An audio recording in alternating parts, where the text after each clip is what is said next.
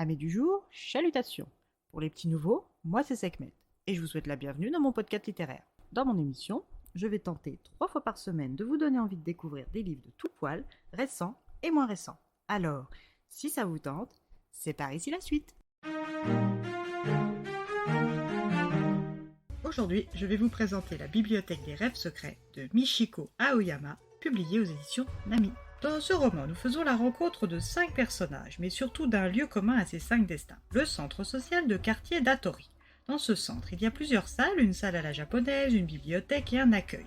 On organise des ventes de légumes produits localement, on y donne des cours d'informatique, de go, de haïku, de danse hawaïenne, on y organise des ateliers d'ikebana, et pour ceux qui, comme moi, ignoraient ce qu'est l'ikebana, eh bien c'est l'art complexe de la composition florale. Le tout accessible pour tous les habitants du quartier. Nous commençons par faire la connaissance de Tomoka Fujiki. 21 ans, employée chez Eden au rayon prêt-à-porter. Fujiki n'avait pas vraiment de rêve carriériste quand elle était jeune fille. Son seul but était d'intégrer une université tokyoïte, offrant un cursus court pour en trouver un travail lui permettant de vivre en ville loin de son village natal qu'elle jugeait soporifique. À 21 ans, elle était sortie diplômée mais ne travaillait pas comme elle aurait préféré dans un bureau, mais en rayon au contact de la clientèle. Sa seule consolation, c'était son temps plein. Mais cela ne lui suffisait pas. Son ami Kiriyama, 25 ans, lui avait senti le besoin de changer de travail et quand Fujiki lui parle de son envie de chercher une place ailleurs, il lui indique le site d'annonce qui lui avait permis de trouver son emploi actuel. Fujiki est stimulée mais vite accablée de constater ses lacunes informatiques. Elle se rend donc au centre social d'Atori prendre des cours d'informatique auprès de Madame Yoriko Godo, 56 ans. Après sa première leçon, elle ressent le besoin de poursuivre avec des livres et se rend à la bibliothèque. Elle y est accueillie par une jeune apprentie bibliothécaire, Nozumi Morinaga, et par l'imposante et énigmatique bibliothécaire, Madame Sayuri Komachi. Cette adepte du feutrage à l'aiguille n'est pas très volubile, mais sa voix est comme une invitation à la confession. Une seule question. Qu'est-ce que tu cherches ? Fujiki n'ose pas répondre qu'elle cherche un but qui la motiverait à travailler. Mais Madame Konashi sait lire entre les lignes. Elle lui confie une liste d'ouvrages pour apprendre à maîtriser Excel et le titre d'un livre pour enfants.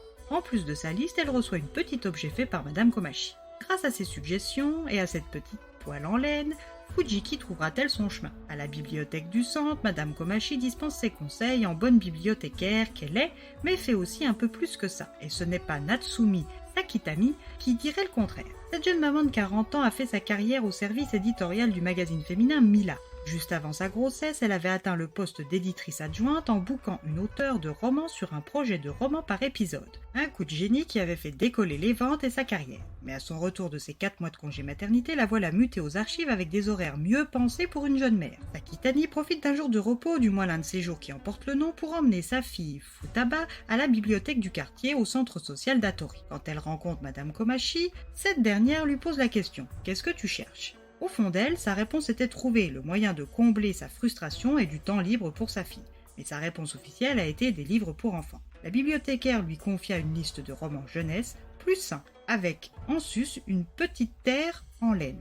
Munie de ses livres, de son petit goodies et de sa précieuse fille, arrivera-t-elle à accepter les changements peut-être salutaires de sa nouvelle vie sans avoir le sentiment d'avoir perdu quelque chose ? Tout comme Fujiki et Sakitani, Ryo, Suda et Masao vont eux aussi passer les portes du centre, inscrire leur nom, le motif de leur visite et l'heure de leur arrivée au centre pour ensuite se rendre au bout du couloir dans la bibliothèque tenue par Madame Sayuri Komachi et son apprenti Morinaga, afin d'y recevoir une liste de livres qui est censée répondre à la question essentielle que l'on se pose tous et toutes au moins une fois dans sa vie. Qu'est-ce que tu cherches ? Le tout accompagné d'un petit objet en laine choisi par hasard par la bibliothécaire elle-même. Alors, si vous aussi, vous cherchez des réponses, poussez les portes d'une librairie et entamez la lecture de la Bibliothèque des rêves secrets.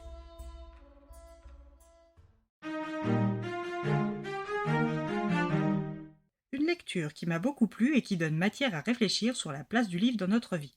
Car comme le dit notre bibliothécaire Komachi, la valeur d'un livre est plus dans ta propre interprétation que dans la puissance des mots.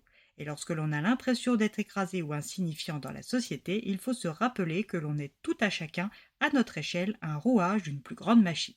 Par exemple, lorsque l'on achète un livre en tant que lecteur-lectrice, on fait partie d'un grand processus qui démarre avec l'idée d'un ou d'une auteure, en passant par toutes les étapes de création, pour finir dans nos piles à lire, puis dans nos bibliothèques pleines à craquer. Et c'est grâce à cet achat que l'univers du livre continue de vivre. Donc maintenant, vous avez une réponse toute faite pour toutes celles et ceux qui viennent vous dire d'arrêter d'acheter des livres. Petit cadeau de notre auteur aux lecteurs et lectrices du monde entier. Et bien voilà, j'en ai fini pour aujourd'hui. J'espère que cet épisode vous aura plu et vous aura donné des nouvelles idées de lecture. Si vous souhaitez découvrir d'autres petits bonbons littéraires tout droit sortis de ma bibliothèque, je vous retrouve le samedi 9 septembre prochain pour un nouvel épisode. Et si d'ici là je vous manque de trop, on se retrouve sur Instagram, @leslectures de Sekhmet. Sur ce, chalut les amis et à la prochaine.